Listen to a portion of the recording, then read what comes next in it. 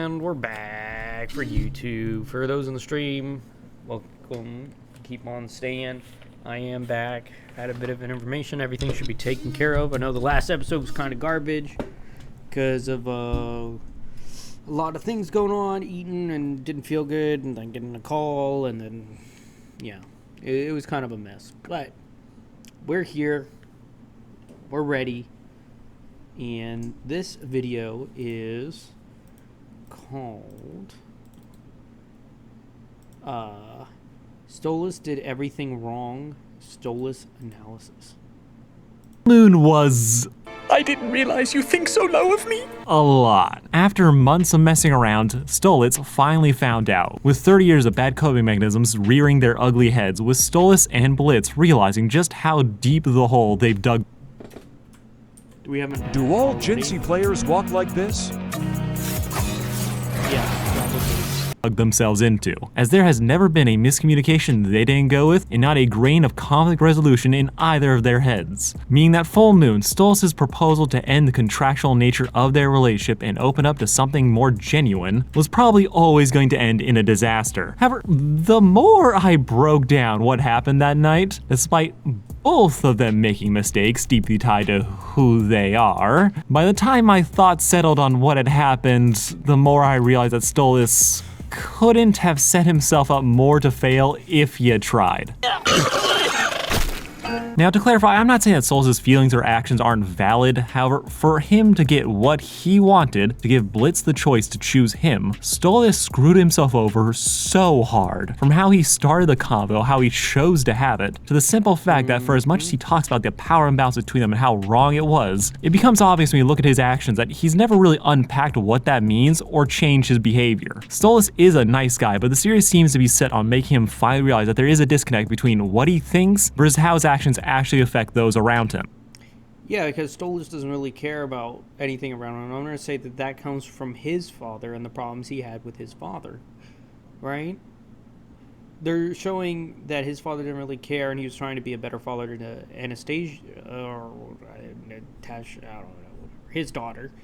But he eventually wanted to get what he wanted, and he did, and, you know, you can't really feel bad for the guy because he was just a big misunderstanding. He didn't know what he was doing, and he deserved happiness that even after he got with Blitz, he never got. This is just going to be my analysis of how STOLAS got himself into this mess, where things went wrong, and just my strong disagreement with some of the excuses used to defend how things played out that night as it pertains to STOLAS. Things are going to get worse before they get better, so let's break down this ship. First instinct is that it's always about sex. Just gonna roll tape. Favors for favors.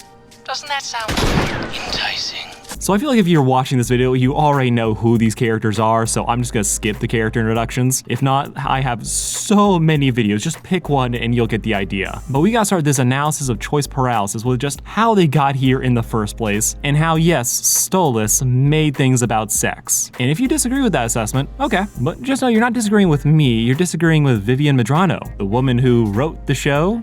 Now, the way things got to be so much about sex starts with the first time these two met as adults. STOLAS and Blitz had previously met as kids. Blitz was bought by STOLAS' father to be his son's playmate for the day, something that STOLAS probably didn't know and has never figured out. With this single instance just setting the tone for their entire relationship as adults, where STOLAS, sweet boy that he is also constantly unaware of the power and social differences between them. That Blitz as an imp is just one step above hellhounds, who are people that get treated as actual fucking dogs. Imps are near the bottom of hell's hierarchy, as they are used as servants or even accessories to hell's upper crust. Like there's a purse imp in the Got Money cafe. Imps are relegated to the bottom of society, getting the worst jobs, fewer opportunities, and the constant sense that they are worth less than those around them. Meanwhile, STOLAS, as a Goetia, was born into privilege, even if that privilege had some nasty terms and conditions attached, namely Stella. Want to fuck this one too? No, of course not. STOLAS as a noble was forced into an arranged marriage despite him being gay, with him then having to deal with years of mockery and cruelty in his own words. The man got screwed by life, but he was still a Goetia. He got to live in the cold lap of luxury with servants, armies, and vast magical powers, just the works. Which, We'll get into Which how is STOLAS true. treats his servants and imps in general, but despite living in a gilded cage and not fucking with the rest of Goetias as far as we can tell, he still didn't seem to grasp just how much power and authority he had over his social lessers. This lack of awareness led to STOLAS having just classist tendencies and worldviews that he just still hasn't really recognized and unlearned. But the big one we really need to focus on is that STOLAS sees everyone he talks to as just people. He still is in fact socially their better. He was born near the top of the hierarchy. He still holds great power over others, but it's almost invisible to him as he's just so used to it. Meanwhile, Blitz, who was born near the bottom, is constantly reminded of his low status and developed a hard combative personality to just survive. Blitz was socially conditioned to expect everything having a cost. It's a dog-eat-dog world, while STOLAS, despite his own troubled household, was sheltered enough to let more romantic ideas just take hold of his mind. This is the differing worldviews that led to their first meeting turning out the way that it did. Blitz remembered that STOLAS had a book that could create portals to the human world, so he broke into STOLAS' house to steal it, only for him to get caught by security, with STOLAS gushing when he sees Blitz again. Now from Blitz's POV, he's fucked. He just got caught breaking into a rich person's house. They could do God knows what with him, only for STOLAS to not really recognize just how precarious Blitz's situation, and is also overestimating his own connection to Blitz, as to him, Blitz was his first ever friend. But to Blitz, he was just some rich kid he hung out with once and robbed. When they're alone, STOLAS, being the romantic dramatic that he is, when they're alone, starts off with a joke. You were here to ravish me, weren't you? Yeah, that is quite strange, isn't it? I didn't even put two and two together. But yeah, he is misguided by his social beliefs of his classism. This is absolutely true.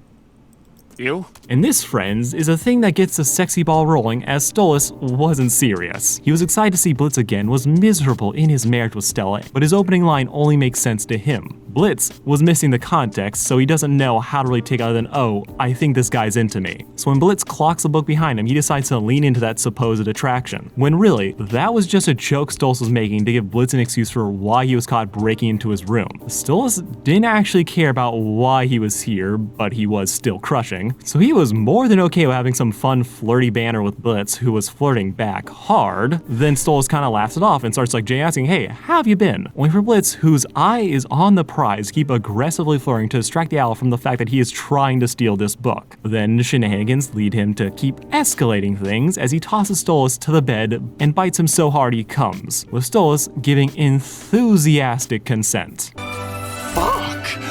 Wow. Blitz just won the book. STOLAS thought Blitz was initiating. Then Blitz actually took him to Pound Town just out of pity. All right, fine. I can do this real fast. Oh, what is it you're holding? A cookie? This was their first meeting as adults, and it was a communication nightmare, as STOLAS was left under the false impression that Blitz was there for him. We don't know. There, that's all better. Stream is looking all right now. Let me check.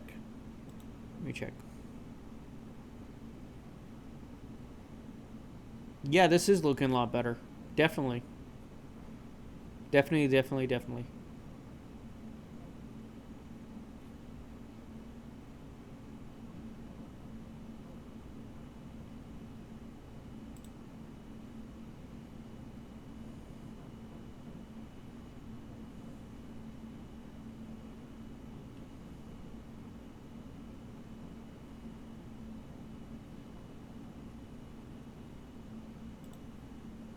What his reaction was to realizing that the book was missing, but they apparently talked to each other in bed or some point afterwards, as STOLAS brings up letting Blitz borrow it just in episode 1. As yeah, the sex was that good. But more importantly, Blitz brought excitement and passion to a life that had left STOLAS just so dead inside. There was no status quid pro quo here yet, but in STOLAS' mind, this was amazing and I gotta do it again. Now it could be said that Blitz seducing STOLAS is the thing that initiates the heavily sexual nature of their relationship. You could also lean towards the idea that while unintentional, STOLAS' joke got the ball rolling. But I think everything that happened here is kind of just a wash morally. Nobody's the bad guy. No, Blitz is obviously the bad guy because he's going to steal something, right? Like, and sure, STOLAS is naive, but it's definitely Blitz being a bad guy. No one here in general is the bad guy. They are just two messes who just happened to clash, and results, they did happen. Stolas also wasn't drunk on absinthe when it happened. He was just blushing from his crush being here, and he was also horny. Blitz did use Stolas to get the book. Stolas didn't really give a damn about the thing. In fact, when he woke up, the only thing he really cared about was flexing on his wife in a moment of post-nut triumph that he revolted against Stella's tyranny. The real issue becomes, and the thing that truly sets a tone for the messed up dynamic that they have, is the deal. Followed by a night of passionate fornication. Stolas calls Blitz up a little transaction going forward. He doesn't call and say, hey, we should do that thing again or get coffee. Far as we know, they don't really talk and say, hey, we should just meet up and talk about what happened. Stolas, No, they have a sex deal, an intercourse deal. And I didn't even put two and two together, but you're right.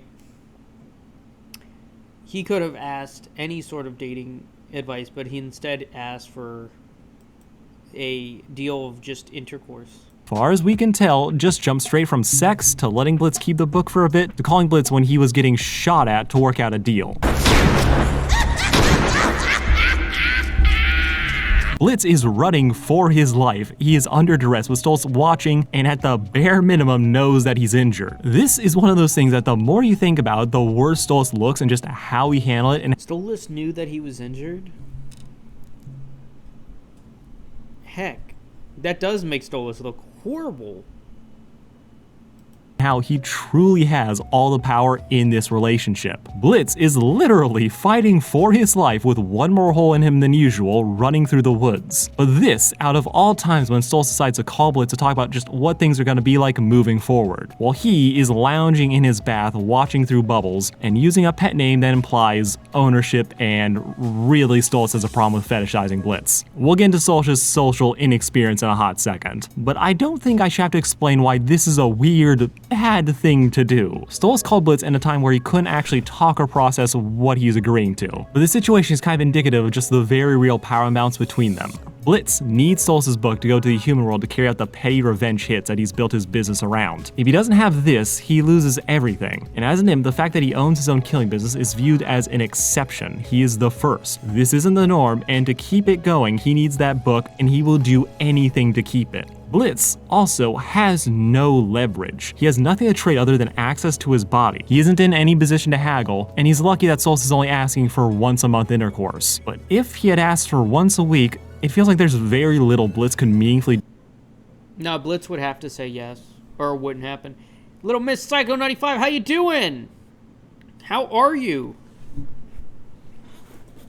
I'm still streaming. Why don't I follow you? Here, there's a follow, dude. Or madam. Sorry about that. How are you? Giving my commentary on videos. I'm good. I'm good too.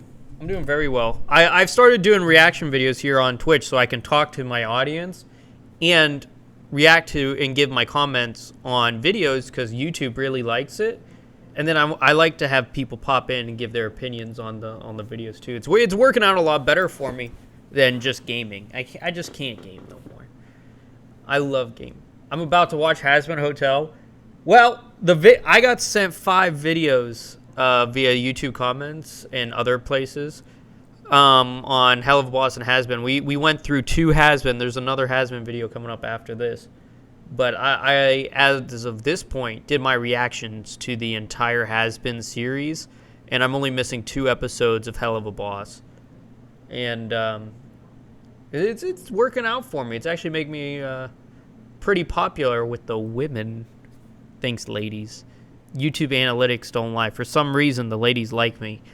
Or watch me, I should say. Being 84%, which I still appreciate. Thank you so much. But yeah, it's a pretty good show, I would say.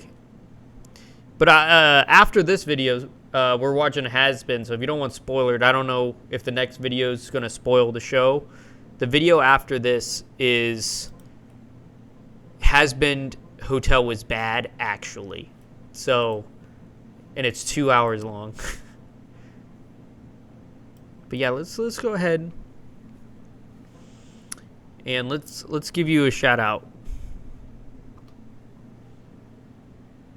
You were playing Warzone? Oh wait, here we go. Let's look at this clip. Give me a game after this, innit? Fuck it. He's gun ain't that good.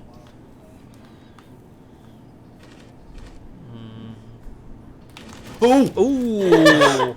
Ow. Oh! I got him. Clip. That's pretty good. Clip that. Oh, we'll after. That's Nearly pretty ended good. Anyway. Nice job.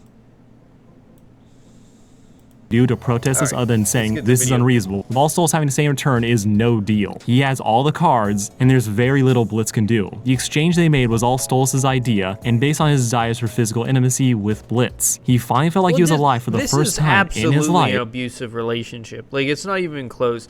But people say that it is Blitz's fault, but it's not. This man is being more abusive to Blitz than Blitz is being abusive to Stolas, because Stolas is using his power to get what he wants out of Blitz. Oh god, that clip. It was good. It was really good. Highly enjoyable. Everyone seems to be a Call of Duty Warzone streamer in my chat, which I really appreciate. It seems that's what I like to watch lately. Yeah. It was very good. If the Evo is based on a wrong first impression, if he wants to blame anyone for the clusterfuck that is the transactional relationship he's found himself trapped in, well, it's his fault. Oh frick, we have an ad. I don't want to Drive Honda. into summer with a new Get Honda outta Accord here. Hybrid CR. it's just him. Yeah, He it's set his, the term. it's his own fault. It's his own fault that he's in this relationship because he's a stump who just wanted sex because he was lonely. And he thought the other guy liked him. And Blitz ended up liking him, but as far as I know, but then it was too late. Terms, he could have had a convo after I hear that the last 2 episodes that I haven't done a reaction to speak to this more. that first meeting of what the hell was that. Blitz could have told him it was pity, but he's getting shot at while Stolas is chilling at home setting terms. So when he's bemoaning how Blitz only thinks this is about sex, it's like, bro, I'm sorry, but this is on you. Yeah, that it is your moron. my little imp? This situation is an early example of just how Stolas' naivete about what he and Blitz are, that they're equals, is secretly screwing him You're over. welcome.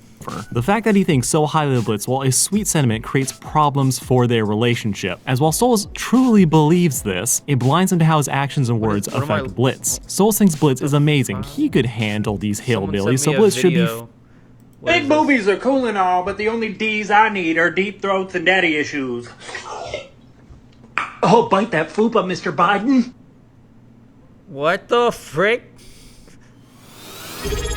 Can we... Little Miss just subscribed. Thank you so much for the subscription.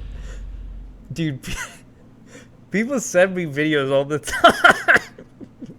Man, I really appreciate that sub. I really do. I love that.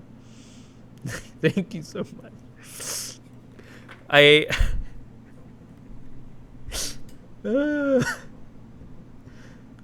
fine. You're the man? Here we go. Give me your attention. You know who I am. You're the man. Irresistible attraction. You know what I am. And therefore, it's cool to have this call, playing off Blitz when he says that this isn't a good time, then going on with what he wants to talk about. Stolas views them as equals, but he fails to realize just how precarious Blitz's situation is. Yeah, Both it's not in even this close to being equals. And I think he's making a good point here, because I don't think Stolas understands that he could just say whatever he wanted to Blitz to get him to do whatever he wanted. Like, this is a pretty piss poor situation that I'm gonna say, because it wasn't very good.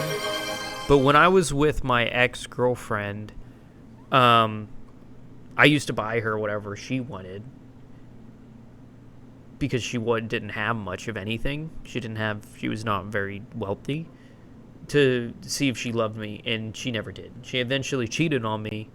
High and horny. Feeling high and horny is not a crime. Let's do it. She eventually cheated on me because it wasn't true love. She was only staying because I gave her stuff. Moment and in general, his beliefs that they are equal plus being raised in wealth means that he's never realized just how demeaning he could be towards Blitz, calling Blitz his little imp despite Blitz's protests, aggressively flirting with Blitz even when he's working despite Blitz's protests, using a cutesy but patronizing. Oh, by the way, little miss, I don't know if you know this, but if you ever use any emotes, they just pop up on screen. I feel that. I feel it too. Nickname despite Blitz's protests. And that's not even getting to just how much STOLAS fetishizes Blitz for being an imp and just will not drop it no matter how much Blitz tells him to drop it. Pre-Aussie STOLAS, when it came to Blitz, was on cloud 9. It was a whole new chapter in his life. Blitz was his escape from his imploding marriage to Stella, his responsibilities as a Goetia. But his habit of getting caught up in his emotions meant that he failed to listen to Blitz's complaints, reinforcing the idea to Blitz that STOLAS only sees him as a plaything. All the while, STOLAS is genuinely... What is that? Any Twitch emote pops up on screen, not emojis. Sorry, I should have clarified. In love with the guy, but he just doesn't know how to act. You are so cute when you are serious. I'm literally gonna be sick. STOLAS has never been in a real... Of course, it's me in a cosplay. That's the first one you choose. I mean, me in the cross-dressing stream. It's like the the most common one. I forgot that was even an emo. I took a 2-month hiatus from streaming because of work-related stuff. I had to travel a lot, but I should be back until the end of August. Relationship. As far as we can tell, he's never made any real friends. He was forcibly married to Stella when he was like around 20, so his social skills are kind of shit. Everything he knows about dating has probably been acquired through media, with him trying to replicate the extremely flirty energy of Blitz when he was literally just trying to seduce him. He is also just a black hole of horny, so that's also a thing to consider. Yeah, but see, Vivzy likes to write a lot of these characters, such as Charlie or STOLAS here, as just like characters that have problems because of their early life, and that's just like not great writing, I want to say.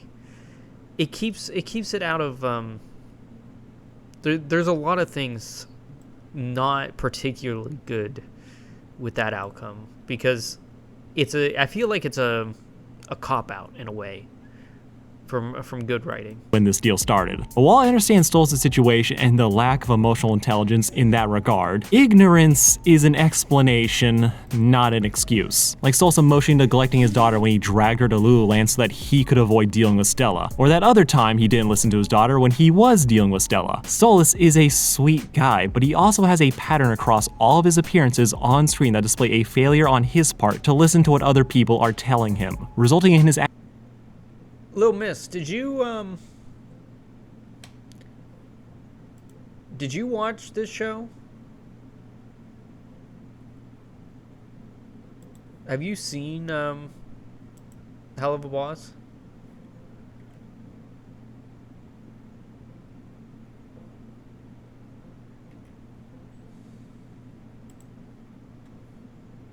actions negatively affecting those around him. Then, even when he recognizes something is wrong, we still see him slip into those same bad habits of not listening to others, as when he's getting wrapped up in his own emotions, he's too much in his own head to... Not a lot, but some. Okay, so I've been doing this series on YouTube where I take the theology, because if you don't know, like, I was a I'm a deacon in the Catholic faith, and a bunch of theology stuff, right? I'm really into it. And a lot of people on YouTube in the comments say, like, you don't like STOLAS, you don't like all this because you're, like, homophobic and it's against your faith, okay? And that's just simply not true. This is not a true statement, as I run a support group for people, to come to terms with their sexuality and all that. And I just want someone's opinion on this. Like, you've seen the show, okay? At least some of it, right? do you think that it's fair?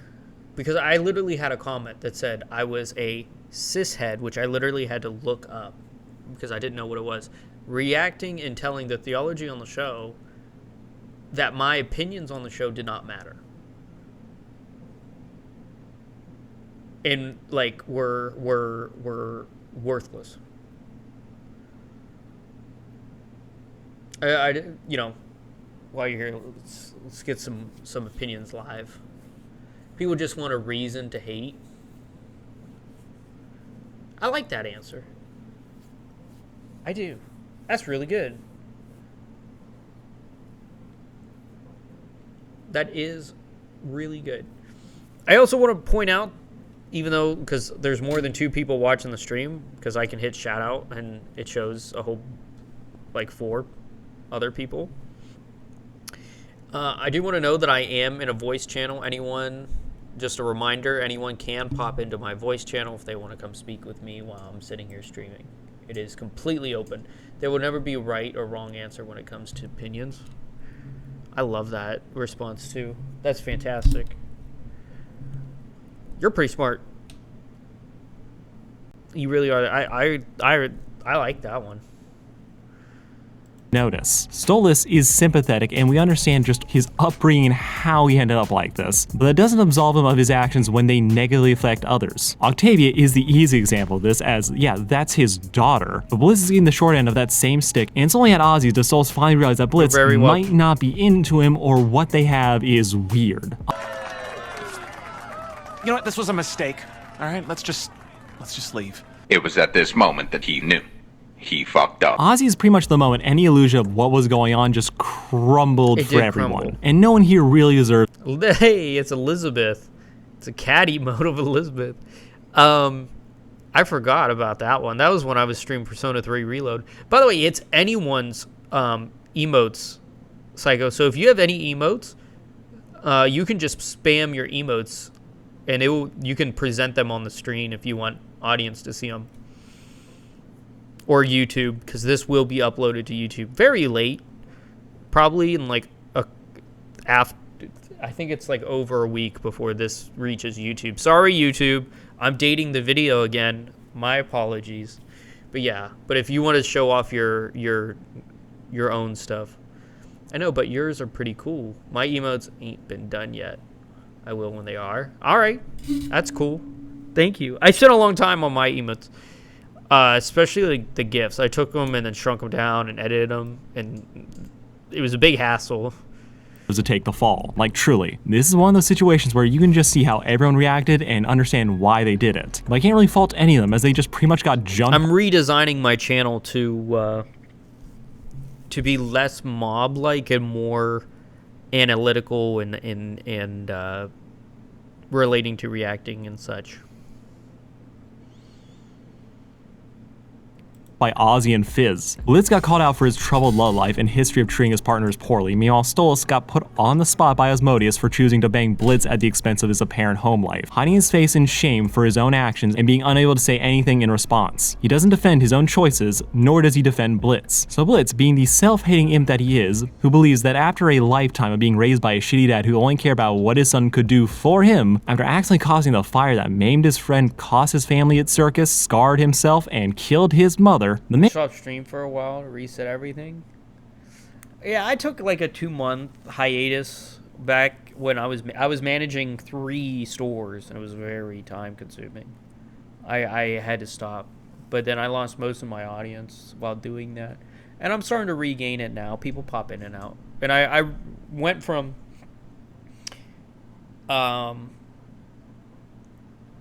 gaming to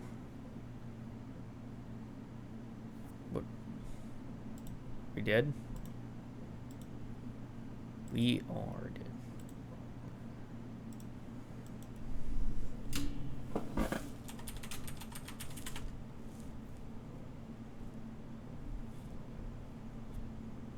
Okay, we're back. Yeah, I reset my audience from gaming to reactions because people like to hear my opinions on a bunch of stuff, surprisingly. I don't know how. I'm going to be honest with you, I don't know why. But people like to hear my thoughts and stuff, and it's been really helping me grow on YouTube. And I thought, I might as well, put that to stream. And someone on YouTube was like, you should stream your thoughts on videos. So I just take YouTube links. Like, Miss, if you ever want to send me a link on YouTube to react to, like a video, I will consider reacting to it live. Because that's where all of these videos are coming from, is I just take videos.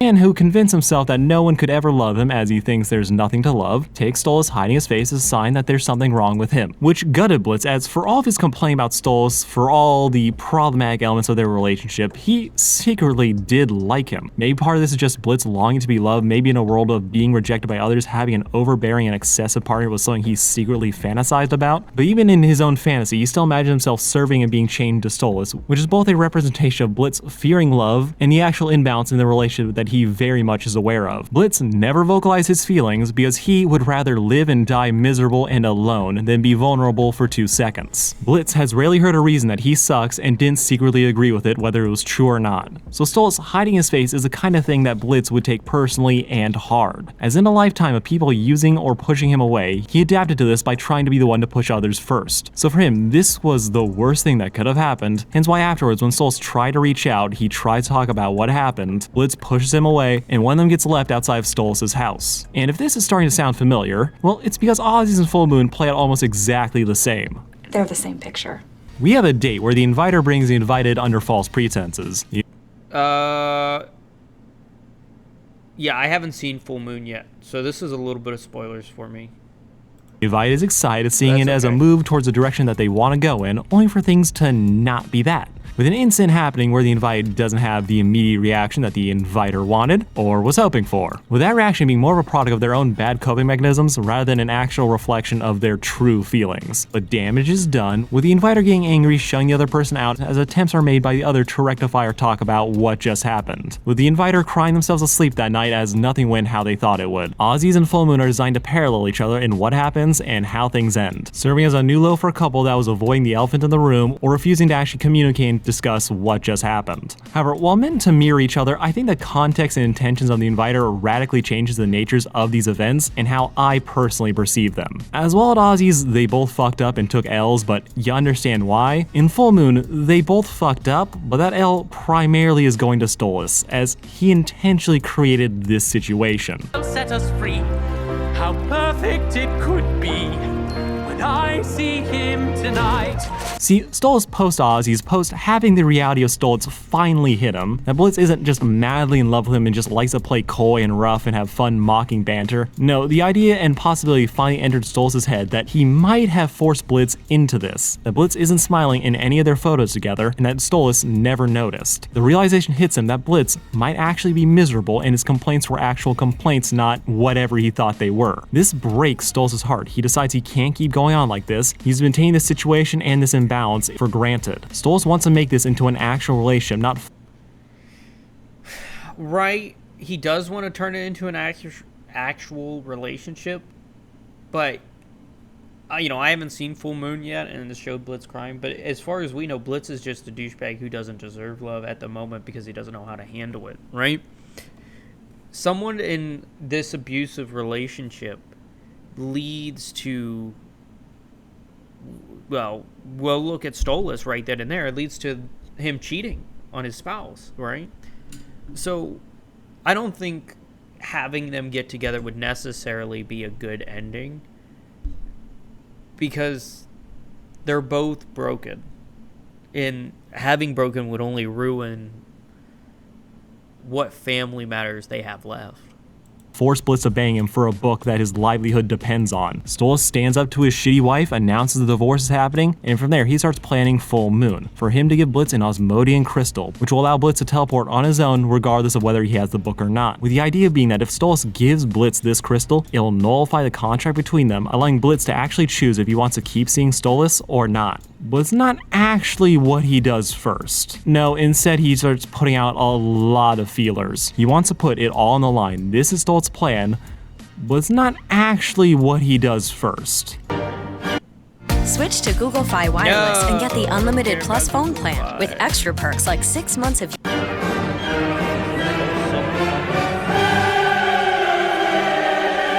Essentially, while Stolas is jumping through hoops of his divorce, trying not to get murdered, and reaching out to his fellow rich... I read all of those. I read all of them in that video.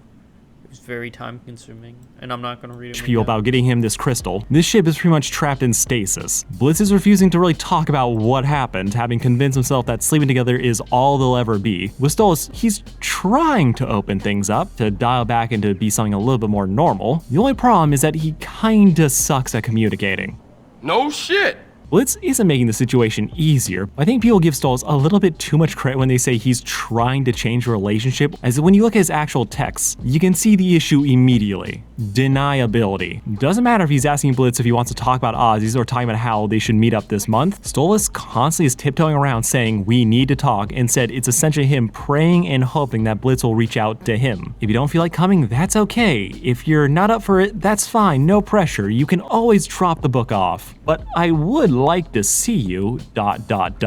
This is painful. Effectively, Stolas has gone from making demands but effectively communicating his desires to the other end of the extreme, where he is being as polite but passive as possible. Stolas wants to see Blitz, but he always bakes every meetup with a built-in out for Blitz to take, which, while nice, this also carries with its own set of issues, as Stolas wants Blitz to choose him. This is like that one friend who wants to date another friend but can't say it outright out of fear of ruining the relationship, so he curbs himself, suggests, oh, we should hang out. So the other person is left in this weird place where they can either make the situation clear, say, okay, it's a date, it's a hangout, or take the out that's given. Stolas is trying, but it's tepid and leaves them in this awkward place of spinning their wheels. Blitz is acting like nothing happened, completely denying reality and denying the signs that Stolas cares about him for more than just his body. Laugh at my jokes. Oh, well that's definitely your clue right there that it's all bullshit. I know, right? However, while Blitz isn't helping the situation, I also don't really hold him to the same standards I do Stolas, as Blitz isn't trying to change the relationship. Blitz is a self-hating hell fiend who craves love. His obsessive stalking and creep behavior around the M&Ms reflect how Stolas initially treated him, but those are two separate issues entirely, and one does not justify or excuse the other. But Blitz, for all his bullshit, has always been clear about his boundaries and expectations for their relationship. He fucking is in love with Stolas, but he's never publicly acted on those feelings. After seeing Stolas hide his face, to him, that was the confirmation that they'll never be anything more than just a transaction. That was Blitz's takeaway, with the evidence that the show has shown us of them interacting only really validating that being Blitz's take. Stolas is the one who, after their first hookup, set the parameters of what their relationship was gonna be. Blitz complained but rolled the punches of Stolas' casual classism that irritated him to no end, and just was content to be miserable. Blitz isn't helping shit. He does use Stolas to get into a club, but in the favors for favors nature of their relationship, at least that still tracked and was within expectations. With Blitz's biggest crime being his willingness to use Stolas' attraction to him to get what he wants, which is the basis for this entire deal. None of this is good. Morally, everything here is terrible. But in a world where Stolas explicitly outlined their relationship as favors for favors, Blitz's... This is true. Like, he's reiterating his main point. But it's true. There is no real love here. Stolas himself put the parameters of this being a transactional deal. This is for sex for the book. Sex for the access to the human world.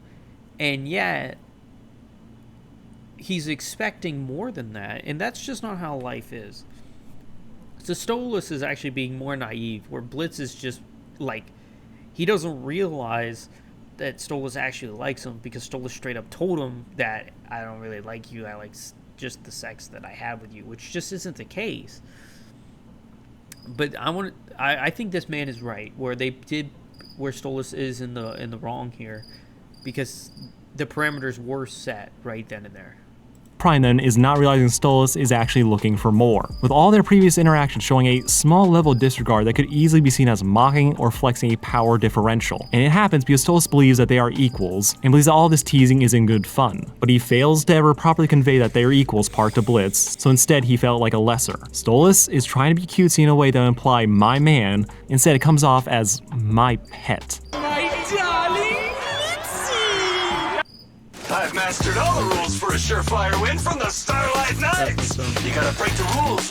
Just say say my name right, fucking dick. I think one could make the argument that Stolas' social naivete could make the more experienced Blitz the one with the real power in this relationship, but the nature of class and hell in that book permanently puts the power in Stolas' hands whether he wants to admit it or not. So he, therefore, needs to hold himself and be held to a higher standard, as he can walk away from this deal with emotional scars and hurt feelings, but Blitz will be left in poverty. No one here is the bad guy, but the onus is on Stolas to be clear about what he wants his relationship to be and to change it, and for him to live up to the idea that he's learned from his mistakes and to act accordingly. Which finally brings us to Full Moon, and the absolute comedy of errors that was Stolas' plan and his execution.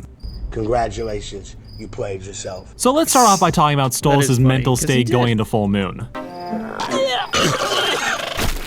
He's about to have a mental breakdown. Dude woke up, realized what day it was, and vomited all over the floor. Which, if you told me he drank himself to sleep the night, I would buy it. But the distinct lack of bottles around him tells me that the intended idea is that he saw what day it was and was just so nervous he threw up. Stolas is trying to put on a brave face, but the man is panicking, freaking out about how he needs to be brave enough to confess, whipping between fake confidence and despair as he tries to tell himself that everything is going to be okay, that he'll just see Blitz and it'll be easy unless it isn't. Dude is climbing into refrigerator levels of dramatic right now, and we will be coming back to this shot, but this whole opening sequence highlights just the very different pages he and Blitz are on right now. Stolas is terrified how this night will change everything. Well, for Blitz, this is the first time they've hooked up since Ozzy's, so he's excited to return to what he thinks is normal. This scene, though, also hints just the main reason that Stolas isn't prepared for tonight, and therefore won't be able to adapt when things go off script. And also, the script wasn't that good to begin with the biggest one being that Stolas hasn't learned a damn thing. I swore I wouldn't dwell on the divorce. Stolas becoming aware of the messed up nature of their relationship and finally addressing it is a good first couple of steps. But Stolas, my guy, you poor sweet whoopee, you're still making the same mistakes. Stolas is still using Blitz as a crutch for his personal and familial issues. He was in a loveless, minimum, emotionally abusive marriage. He was sleepwalking through life. Then Blitz accidentally made him feel alive again for the second time, and he then would proceed to declare he was going to get a divorce from his wife, only to drag his feet while still publicly cheating on her and using his daughter as an excuse to get out of the house. His relationship with Blitz blinded him to everything else around him. Blitz was Stolas' escape, and even this late in the game, he's still using Blitz as one. He's looking to Blitz to love him as his self-esteem is in shambles. And I feel like it's very telling that the two bubbles only reflect himself rather than some symbolic, oh, there's Blitz and Stolas coming together. But no, it's always just him. Just like pre-Ozzy's, he wants Blitz to love him as part of him needs this relationship to work to validate his choice to pursue it, that he wasn't a fool. All the same pressure and feelings that made him hide his face at Ozzy's are still firmly here and are now firmly wrapping themselves around Blitz's response. Stolas is insecure, and while he loves Blitz for awakening him to life, the subtext reveals just how much he's still basing his self-worth on Blitz's opinion. Stolas is imagining this confession is going to solve all of his problems, when really, he's still a hot mess that hasn't fixed any of his underlying issues. Same can be said for Blitz's self-hatred and his inability to imagine somebody loving him. They are both massively flawed individuals. They both need to overcome and deal with these things before they can even consider dating, as, while it'd be nice if they hooked up, it wouldn't fix things. Only they themselves can do that. Also, Stolas' lack of self-confidence while sympathetic is one of the prime reasons that he's set himself up to fail, as Stolas needed to have done one thing and he could have nipped the Blitz thought he was joking card in the bud. Stolas needed to get Blitz a heads up. He needed to let Blitz know that something was going to be different and it was going to be about something other than sex. That way there's less chance of misunderstanding, and Stolas isn't ambushing Blitz with a confession he wasn't mentally prepared to have. Blitz comes into this night thinking that he's just gonna bone. He spends all day prepping for it. Then he has to switch gears multiple times as Stolas fails to get to his point, leaving Blitz floundering like, what's going on? So if Stolas wanted things to go well, he needed to give just a little heads up and not drop this massive bomb just out of the blue. And ideally, Stolas needed to have this whole convo occur on any night besides the full moon. Blitz is coming in with false expectations that Stolas set is based on actual precedents, which is a degree worse than Blitz just inviting Stolas to Ozzy's, as Blitz just was gonna waste his time and not try and change the very nature of their relationship. And I already know what some people are typing, that Stolas was nervous. Blitz was evading Stolas' questions. He needed to use the full moon as that was the only night he could get Blitz to come, which I hear you, that makes sense. However, based on the text messages and how the story has portrayed them, I also kind of disagree, as based on the evidence and what the story has actually shown us of these two working together in season 2, evading might be too strong of a word. Sorry, it's a bad time yet again, Blitzy, but I seem to have found myself in a bit of a sitch.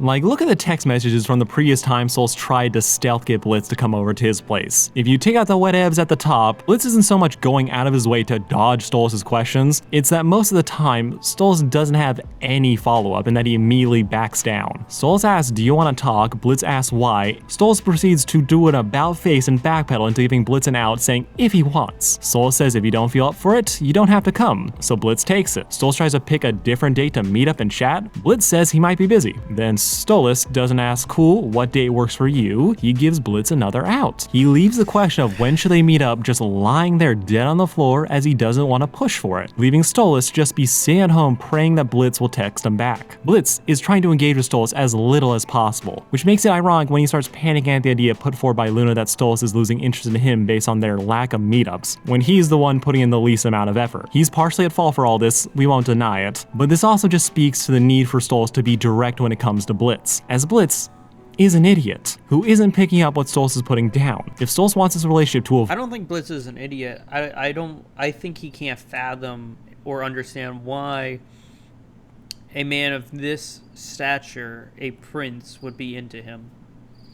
evolve or change, he needs to be clear. Blitz's behavior would be a lot more shitty if they were in an actual relationship, but based on the rules that they have set for themselves, he's technically honoring all of them and is under no obligation to text Stolas back. And Blitz never actually ghosts Stolas. He doesn't stop taking his calls. He still shows a willingness to meet up if Stolas requests it. So Stolas basically just need to put his foot down, say, we need to talk, or if that's too much for him, just text Blitz before they meet up at the full moon, hey, leave the book at home, there's something else we need to discuss. But he doesn't, as Stolas is afraid of conflict. He's overcorrecting from before and now trying to avoid anything that might register as a command. Blitz wants to get back to the way things used to be, when they were just trading favors for favors, as that's a world Blitz understands. It's his life, everything's fine, and if it's not, shut up, yes it is. Their situation is sad for a lot of reasons, as they both desperately can't fathom that there's a problem in his life because there's problems everywhere in his life, so he expects everything and anything to be alright so he can handle it because his life has been miserable.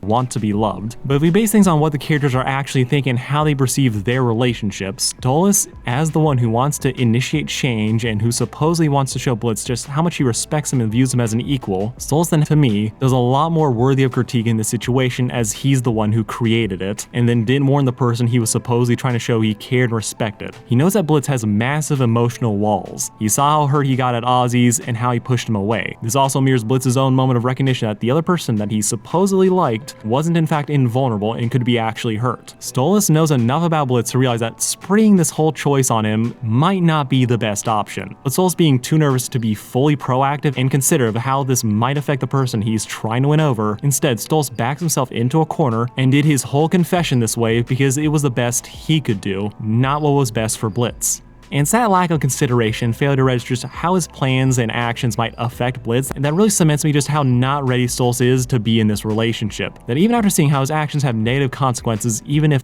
I don't think Stolas really fits in any relationship, especially after a divorce that lasted, what, 25 years? Maybe a break.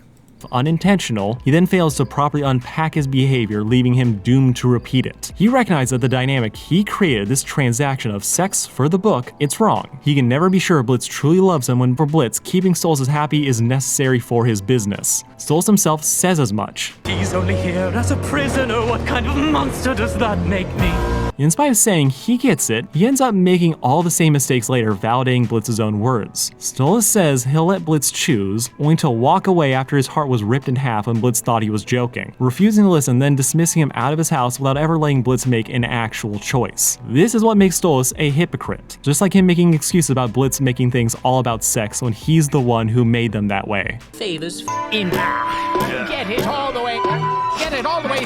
Though, to cop to something that I got wrong in my review of this episode, as, yeah, we all make mistakes, I expressed my frustration with Stolas setting up this whole situation and then refusing to actually talk with Blitz about any of it, which in hindsight I realized I was kind of wrong about, as Stolas didn't actually plan a conversation. I'll set us free, He deserves the choice to stay or go. STOLAS, grand, socially inexperienced, romantic, probably autistic person that he is, didn't actually go into tonight planning to talk things out. If he did, he might have been at least semi-emotionally prepared for things to not go according to plan and have discussion about where they want things to go. Instead, what STOLAS cooked up was this grand, romantic gesture, where he would recite a probably pre-written speech, which that's fine and actually helpful in a lot of cases. But what's not helpful is that STOLAS' plan is distinctly framed in his own song as being a basically yes or no question. He's not saying we'll talk about what we want to be, he's saying he'll free him and he'll die if this doesn't go well. This, on top of the surprise nature of the proposal, is another case of how, in spite of STOLAS having just the best of intentions of saying he made a mistake in the past, that the power dynamic was wrong, he still keeps putting himself in a position of power by creating and controlling the circumstances in which Blitz and he interact. STOLAS was the one who decided what was going to happen that night. Necessarily bad.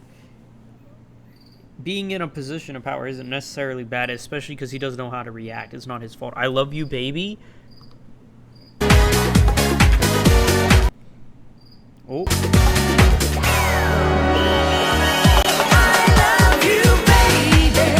How we doing? Fearcraft 7. It's starting to give me a minute, and it's going to let me shout you out once you show up on my little screen here. Oh, you're not there yet. You have to give it a minute. I'll give you a shout out. See if you got any clips. STOLAS decided when Blitz How you doing today? had given his answer, and STOLAS was the one who got to decide when the night was over. For a guy who starts singing about how he'll give Blitz a choice, he sure didn't let Blitz make any. Because STOLAS only understands that he was wrong, but still hasn't changed his behavior in relation to this still present power imbalance. Because he doesn't know how. This man knows only one way to act. He can try his best, but it's not about being the best. It's about the way his knowledge is and how he reacts to his well-being, you know? He's trying not to hurt himself mentally and physically. This is why, for as great as this line is, Think so very highly of you. I didn't realize you think so low of me. again, perfect line, it however still Except he did. He knew exactly what he thought of you, because there was no emotion or any standard at all. points to STOLAS continuing to fail to grasp just his own position in relation to Blitz. That while it's a nice sentiment that he's never thought of Blitz as being beneath him, that doesn't change the fact that since the first time they've met, Blitz was bought by STOLAS' father as a toy. He was your last playing Minecraft. Let's see. Oh, nope, it's a clip of you playing what? Was that Warzone? What am I looking at? Here we go.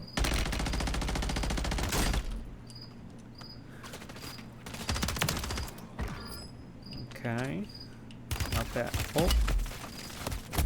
Oh, dead.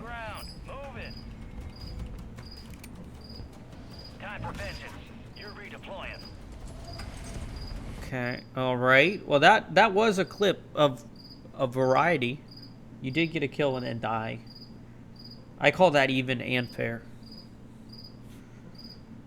For him, STOLAS' wealth and privilege allows him to avoid the reality that Blitz is forced to live in. Far from this being a cute, oh, they're from two different worlds narrative, STOLAS is very cognizant of the underlying social conditioning that these environments breeds, so they can't ever truly be together unless they talk. They have to discuss how they feel, how they did each other wrong, the joys, the failings, and figure out just where they want to go from there. But having a discussion isn't what STOLAS actually planned and did. In fact, the only one he ever really planned on talking was himself, with Blitz then getting to make his decision. Or at least that's how things worked out in execution. Like the plan, it's shoddy, it plays into a lot of things that STOLAS, God bless him, that he is still guilty for, but the actual execution is similarly rough, as after not telling Blitz what to expect, the first thing he does is to ignore Blitz's attempts to hype up the night and just jump straight to asking for his book back. His tone is more serious than usual, tipping off Blitz that something is off with STOLAS, and then he says this will be permanent. This is why I said STOLAS probably should have told Blitz to leave the book at home, as Blitz goes straight into bargaining, trying to prove that he has value via sex. But STOLAS, to his credit, doesn't give in to temptation, but then to put himself back in the negative,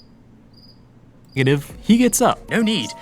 I've made up my mind. Making the long walk to his bookcase where the crystal is sandwiched between the books they played with as children, which is a cute, sentimental touch, doesn't change the fact that's neat.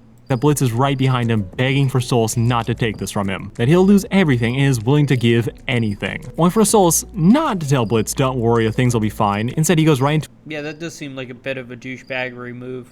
To an info dump about what an osmotium crystal is and how he's off the hook for their deal. Now, if you're keeping track at home, Blitz's understanding of what the fuck is going on here has shifted at minimum 6 different times in 85 seconds. This is a lot, and a testament to STOLAS poorly playing the speech out, as the way he started had Blitz in crisis mode immediately. There's no ease in, and boils down to STOLAS saying, "I've made a decision, and this will radically change your life."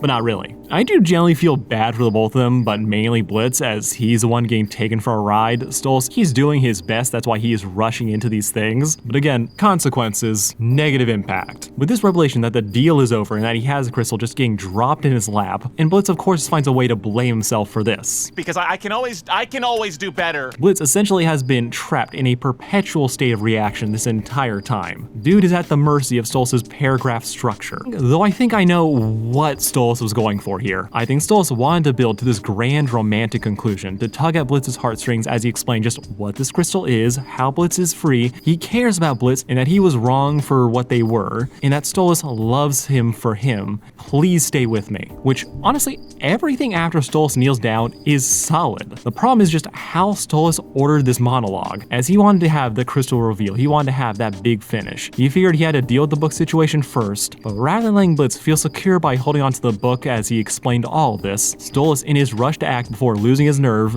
basically fell back on a checklist of get back book, give crystal, give speech. Which, I get it, nervous, but this order of events had Blitz in tears before he ever got to the good parts. And when he's finally in recovery and he finally has the crystal, his gut reaction is like, wait, did I do something wrong? Might point to the fact that he doesn't want to lose STOLAS. The sense of desperation might honestly come from something deeper, that he has this fear of being cast aside, but this also goes to show just how Blitz is still 2 steps back on begging/bargaining. As Blitz has spent the entire day thinking STOLAS was getting bored of him because of the writer's, Luna's suggestion, so his mind all day has just been on physically pleasuring STOLAS, as far as he's concerned, that's all this is and all there ever be after Ozzy's. With STOLAS' fear of confrontation making the texting a case of begging for Blitz to pick up on subtext when the imp can barely text. So yeah, this whole sequence, it's a lot, it would throw anybody, and Blitz is a self-hating idiot for thinking that this was foreplay.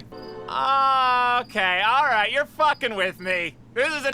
Watch this, Lise. You can actually pinpoint the second when his heart rips in half. Blitz doesn't think he can be loved, was in denial about how STOLAS felt, and this is still a yikes for me. I'm not surprised that STOLAS reacts the way he does. However, while sad, this situation, this night, it is STOLAS' masterpiece. There are dozens of different ways he could have gone about this, but didn't as a result of his own insecurities, fears, and a lack of understanding of just who Blitz is as a person. STOLAS isn't responsible for changing Blitz, but STOLAS' whole arc across the series has been a showcase in how he gets wrapped up in his own emotions and then and doesn't show his emotions to the ones he cares for the most.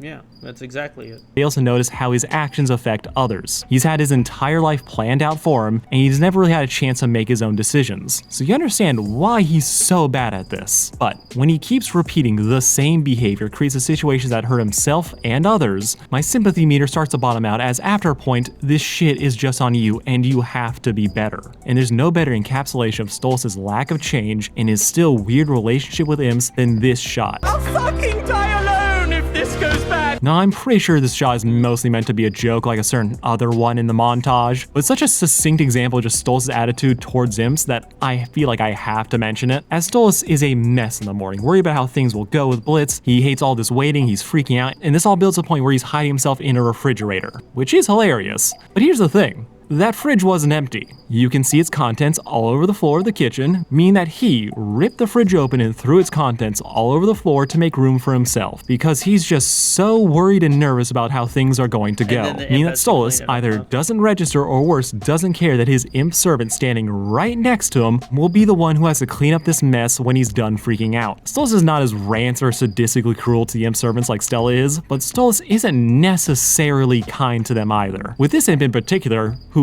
we don't have a name for, but fans are calling him Pringles, which he's a snack, so I think it's cute. But Pringles here was chucked at Stolas' head and given what looks like a concussion. But Stolas never bothered to check if they're okay, instead just taking for granted or natural that the imp picks themselves up and goes back to serving him by holding his phone. We even see in season 2, Stolas squeezes the life out of this little guy as Stolas was getting heated at his wife as he forgot that there was a fully sentient person in his hand. This imp is being used as a stress toy and suffering the consequences of Stolas' inability to control himself or register the feelings of those around him, even though Stolas was most likely raised by imp servants. But despite that, despite being outcast amongst the Goetia, his servants still live in fear of him. Stolas' inability to register his own privilege and power and the effect he has on others is why I can't really fault Blitz for saying the mean things that he said, as whether Stolas wants to admit or not, all these accusations have an element of truth to them, even if it is blown out of proportion by Blitz's own lived experience and self-hatred issues. Spring this feelings bullshit on me. Everything you put me through, you pompous, rich asshole! Ignorance is an explanation, not an excuse. But it's even worse when you've been confronted by this issue, you've realized what you've been doing wrong, only to then continue to make the same mistakes. Stolas being insecure, inexperienced, and heartbroken makes him sympathetic,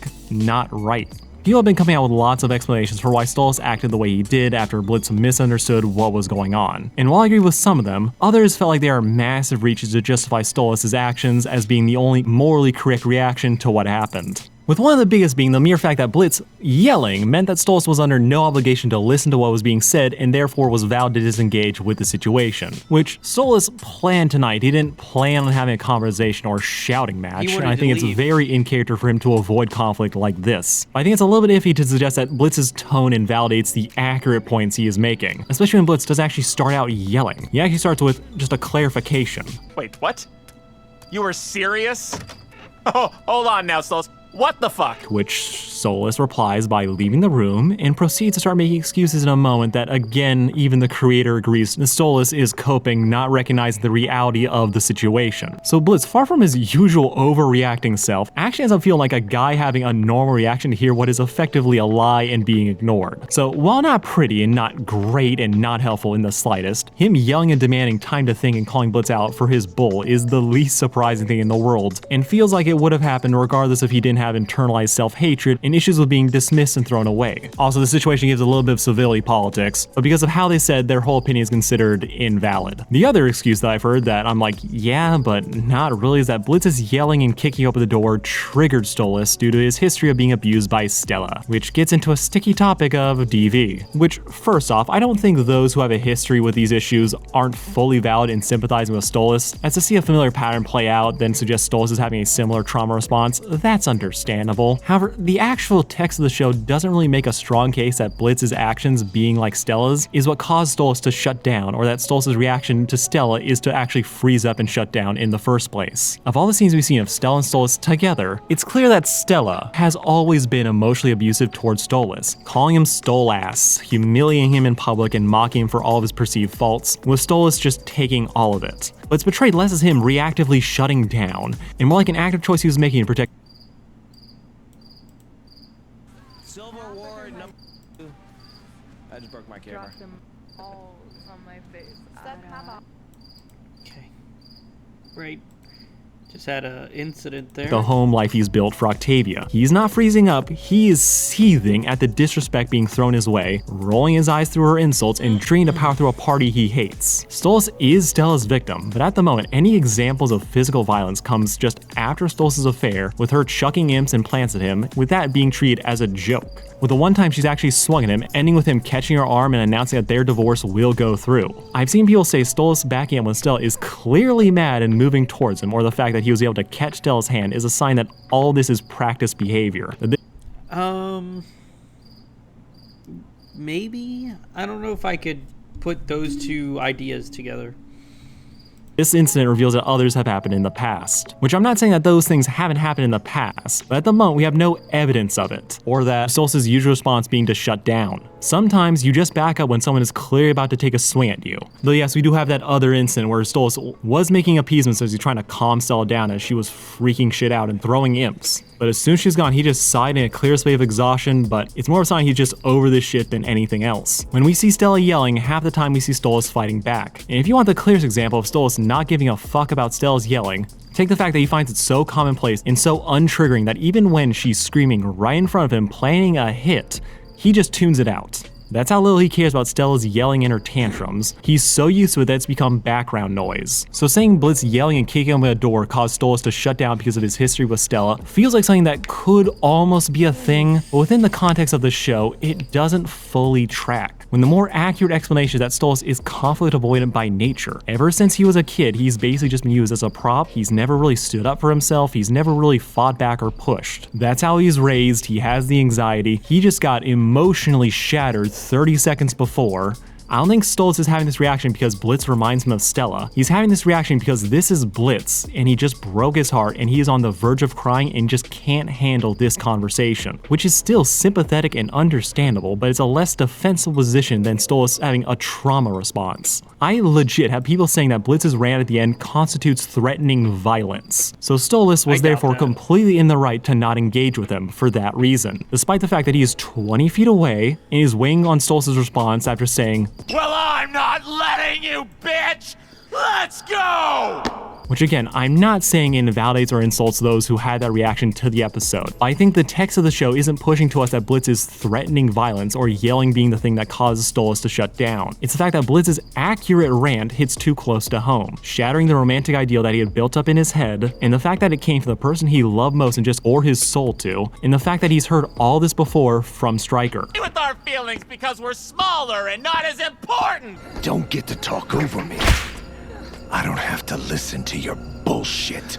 Yeah, back when STOLAS was being held hostage by Stryker and being threatened with violence, where in response STOLAS mocked his tormentor and made dick jokes, Stryker ran at STOLAS, calling him a pompous royal who took advantage and looked down upon imps. STOLAS tries to deny this, only for Stryker to start torturing him, taking glee in the act. He is thankfully saved, but STOLAS still hasn't recovered from these injuries, and yeah, he nearly died. He held out hope that Blitz would save him, but Blitz was busy and didn't take the situation as seriously as he believed that STOLAS would just be fine. But STOLAS' ideas and perception of himself were damaged by this encounter with Stryker, further ingraining the idea that Blitz might resent him and see him as some royal asshole, a status that he has never prescribed to himself, as yeah, he is generally better than most of the other ones we've seen, though being better than Stella is not really that much of an achievement. But the idea that he might be seen this way, that Blitz might see him this way, only ratcheted up STOLAS' fears for the night. So hearing Blitz say this is the worst thing he could have said, but that doesn't discount the fact that STOLAS' actions have unintentionally validated every single word of it. So him turning around and saying, "I thought so highly of you," and while sad and carries a sweet idea, it underpins STOLAS' inability to grapple with the actual reality of his and Blitz's situation. He knows what he did was wrong, but only on a surface level. Else he would have had an actual conversation where they talk about what's going on rather than some grand proposal. Because STOLAS was afraid of conflict, and he decided that this was the best way to go for him. I like the idea that STOLAS was trying to exit the situation gracefully by leaving after he assumed he had his answer. I like that all of his paintings outside of his bedroom have mushed out his face, as on the surface level he's fine, but just like Blitz, he also hates himself. I like the idea that STOLAS was trying to exit gracefully to not make Blitz feel guilty after he assumed he had his answer. I think that's what he never got his kind of thought he was doing, but the nobility of that idea starts to fall apart when he walks away and starts making excuses and acting like, you know, this video has made me very excited for Full Moon now. I feel like I have a lot to say on Full Moon when I react to it, because I haven't reacted to Full Moon yet, as of right now.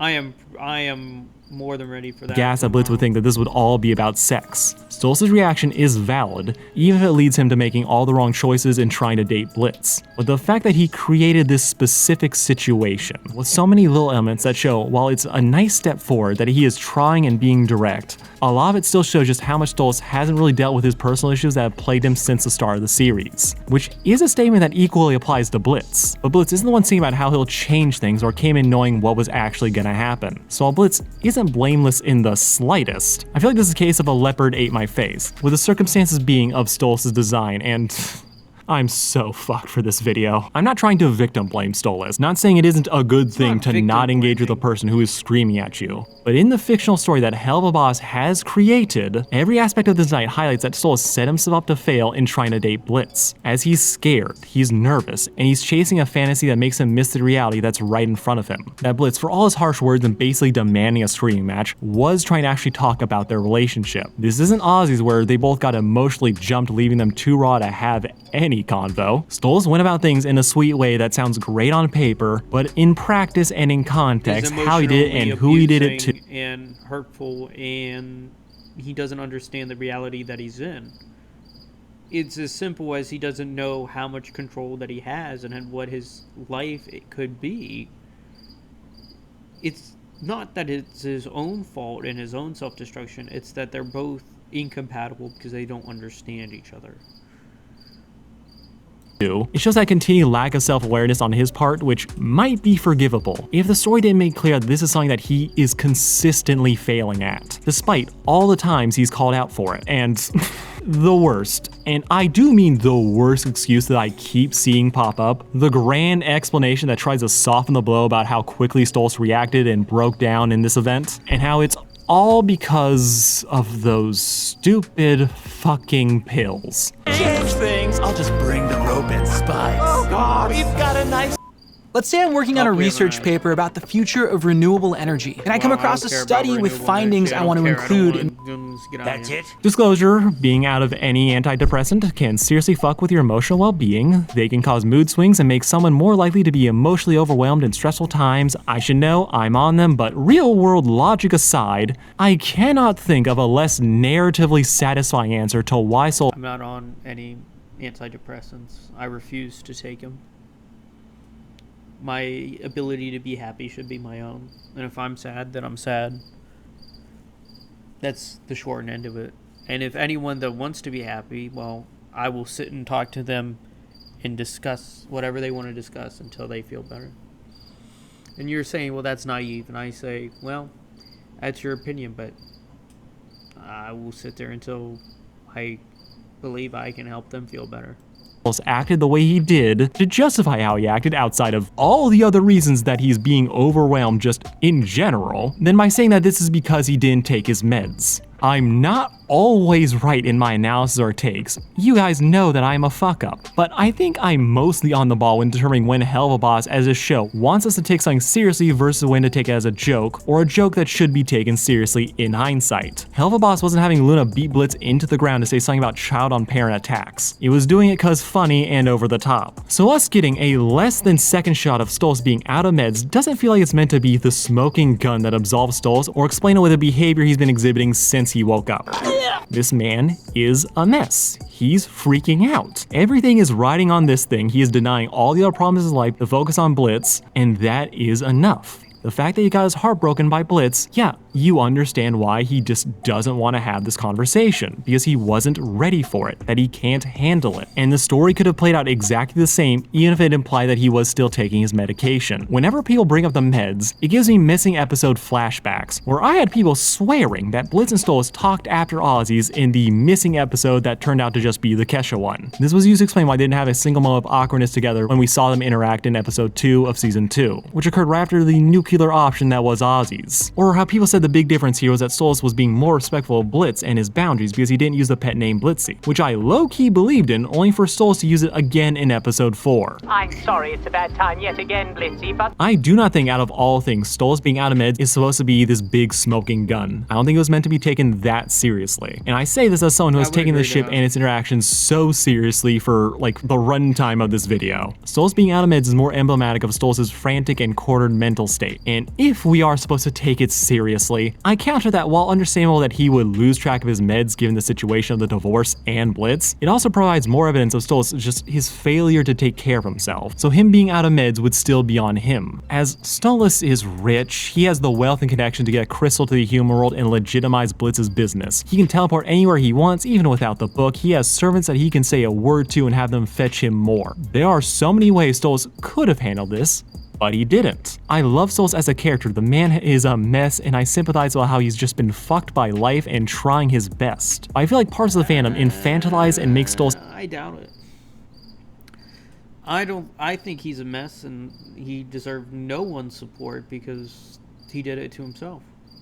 Out to be just this perfect tragic whoopee when he is a grown man in his mid-30s. The story keeps saying he needs to take responsibility for his own actions and to be more aware of how he affects others. Instead, the defense is that he was out of meds, Blitz was acting like Stella, and his feelings were hurt. While I respect that he's trying, picking apart his actions/plans reveal sympathetic and understandable motivations, but he's still failing to correct his own behavior, and the fact that he can fall back on his powers and privilege to shut out Blitz means means he needs to be held and hold himself to a higher standard if he wants this relationship to work. If he doesn't want it, cool, that's fine. But he also has to cop to the fact that Blitz did have to take the deal to keep his business going. And transactional is how Blitz views all of his relationships, even with the rest of him. Blitz thinks he has to give his friends something to justify himself being in their lives, so he created Imp. Blitz has massive things he needs to work on. He is not innocent by any means. The full moon was, to me, primarily a showcase of STOLAS' failings in this relationship, which is sad as at the end of the night, the biggest victim of STOLAS' actions was himself.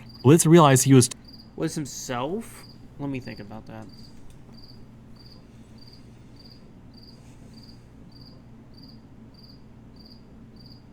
Yeah, I guess he did emotionally abuse himself. He's not wrong, but I still think he hurt. Nah, Blitz already hated himself. It didn't make him feel any better. Yeah, probably himself. You're right. Too harsh. Right. That STOLAS does care for him, but he also doesn't end the night heartbroken. He ended it yelling about what the hell just happened. The ball is meant to be in Blitz's court, but unless they both work on themselves first and STOLAS really stops saying just how he'll change and finally takes ownership of his actions rather than admitting to them then not altering them. Until that happens, this ship might really be doomed, or worse, only some of the mistakes will be acknowledged, while others will be ignored for a more sappy ending. I'm curious to see where the story will take them next, what lessons the characters will be made to learn, and what's going to be swept under the rug for shenanigans. But I've hung on this long, and despite everything I've said and what you might think, I still ship it. Alright, that was good. That was really good. Very insightful. We have one more video to go through. It's like 4 in the morning. The next one's 2 hours long, so strap in, boys and girls. We have a long one. As for you on YouTube, I will see you tomorrow for the next video.